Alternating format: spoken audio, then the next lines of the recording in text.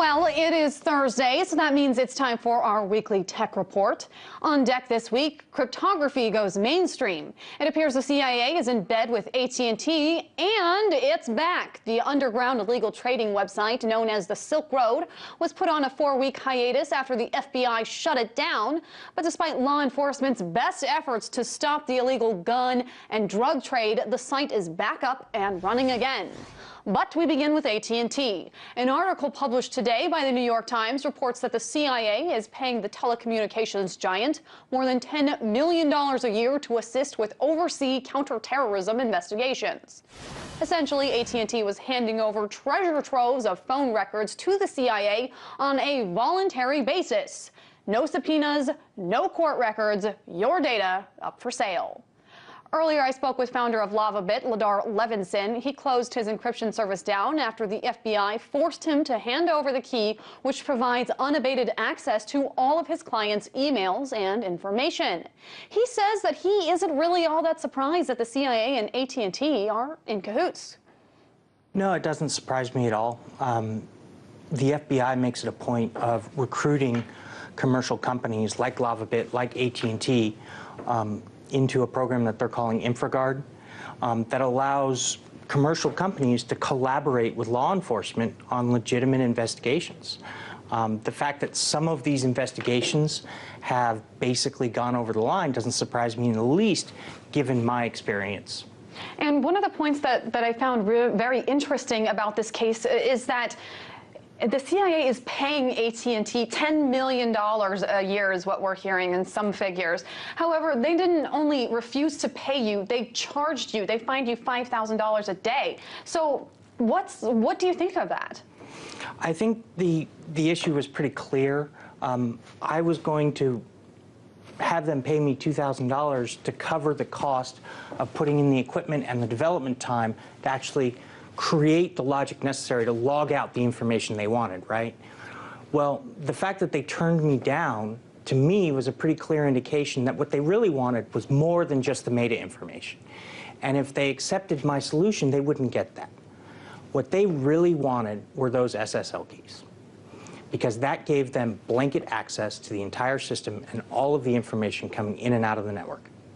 Now, the last time that I interviewed you, you had said that you were in the process of trying to release that SSL key and actually teaming up with others to kind of release it so that there can be other LavaBit-like companies. Where are you at in that process right now? Well, I'm not trying to release the SSL key, but I am trying to release the source code that powered LavaBit in the hopes that, you know, at least because LavaBit has to remain shut down while the court case works its way through the system, which could take a year, maybe two, I thought the next best thing to having a LavaBit out there would be 100 LavaBit-like services. So I've teamed up with a couple other people that are very influential in the email security field, and the idea we came up with is, hey, if you're going to release this code, let's integrate support for a new protocol that makes security a priority so that we can fix this problem at its core and prevent something like this from happening again. And our hope is to get that code out there in the spring so that other people can benefit from security. And that is just one of the many projects that you are currently working on. You're also working on, as I understand it, you've teamed up with Silent Circle to create a Kickstarter with email encryption services known as Dark Mail. Something I have to ask you, because the FBI was able to get its hands on LavaBit and force you to give up that information, what is the difference now between this Dark Mail and LavaBit in terms of encryption? Well, the idea behind Dark Mail is that, well, let me back up a little bit. The goal of the LavaBit encryption system was to remove LavaBit from the surveillance equation by not allowing us to get access to users' information. Well, we realized, based on what happened, that just because I don't have access doesn't mean the feds can't gain access. So what we talked about doing at Silent Circle is coming up with a new protocol, adapting some of the stuff that they've developed for their other products, and basically rolling it out globally so that everybody can get end-to-end encryption. That is a system where the only computer or device capable of decrypting an email message is the user's computer itself. So no matter what happens to the service provider, we can't give them any information or any method of accessing that information. And what we're trying to do is we're trying to push surveillance back down to the individual. If you want to find out what somebody is saying, you have to go ask them. You can't recruit the service provider to spy secretly on your behalf.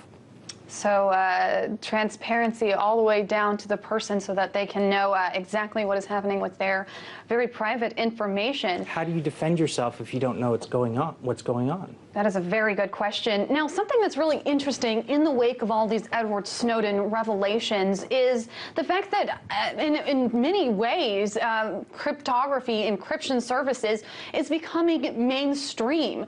Do you feel that way? I don't think encryption is becoming mainstream, but I think there's a greater realization that it needs to become mainstream. And going back to darkmail, that's our goal, is to integrate encryption into the protocol so that anybody who can use email today will be able to use darkmail tomorrow and benefit from its security. And I think what we're going to see is a new generation of products and protocols that take that same approach. I think we spent the last 30 years trying to make things work on the internet, and we're probably going to be spending the next 10 to 20 years moving from trying to make things work to trying to make things secure. And I'm sure you've gotten a lot of support for this, have you not? Yeah, thousands of backers. I checked it this morning, and we've already raised $70,000. Wonderful.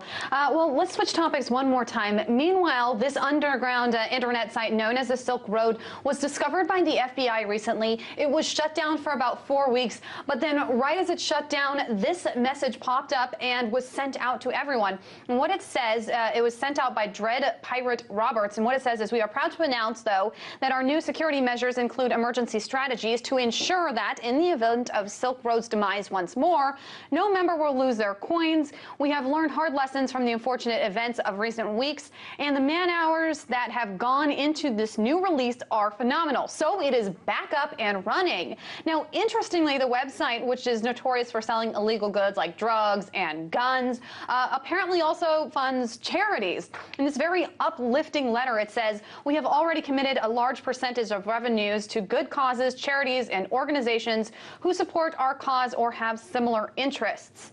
So, selling guns and drugs to support charities. What do you think about the idea that the FBI shut it down, but it's kind of like the head that you cut one off and several others pop up? Can the FBI and other organizations really stop innovation when it comes to the internet?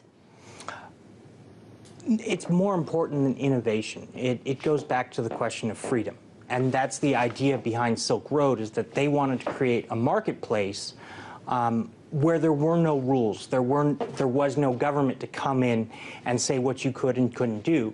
And they were going to let the world decide what the marketplace should look like.